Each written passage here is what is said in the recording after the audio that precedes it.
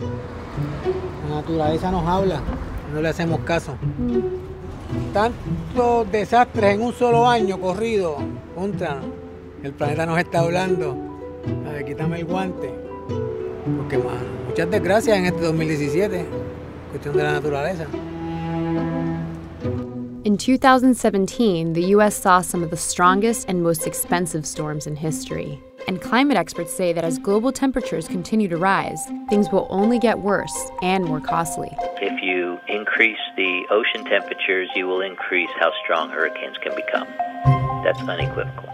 And as these storms strengthen, the astronomical costs associated with them will rise too. How much are we talking here? The superstorms and wildfires of 2017 cost the U.S. a record-breaking $306 billion. To put that into perspective, that's more than triple the amount that the federal government spends on education in a year.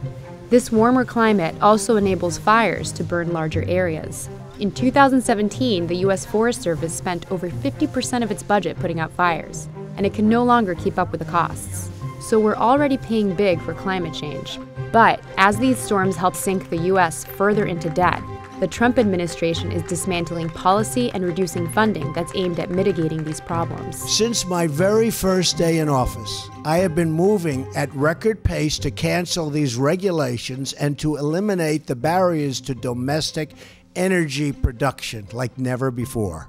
The Trump administration has sought to reverse at least 60 environmental rules that it sees as overly burdensome to the fossil fuel industry. Politicians, almost at any level it seems, just struggle with the concept that, yes, you have this big expense now for mitigation, but it's actually less costly than the expense of recovery.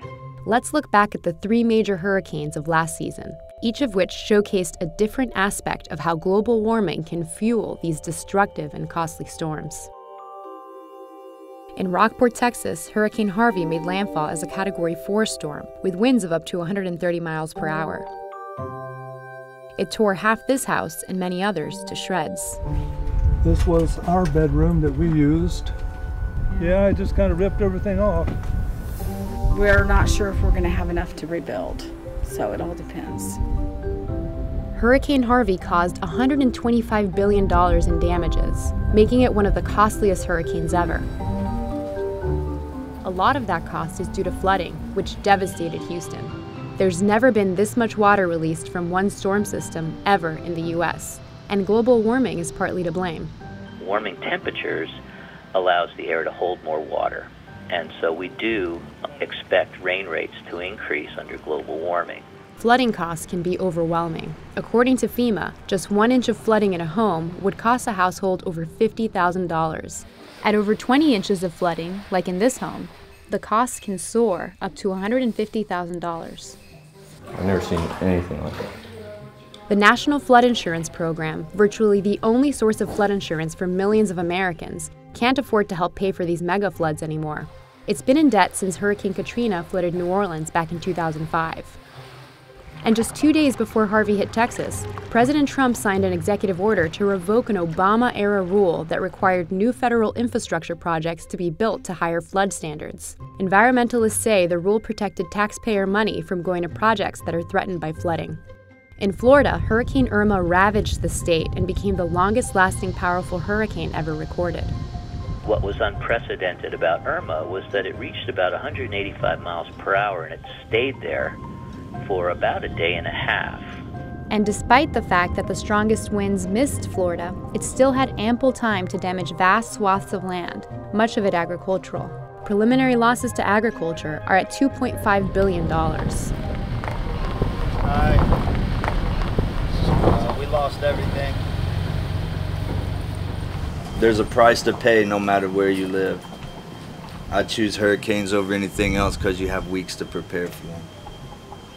But as you can see, you can prepare and it's not never enough.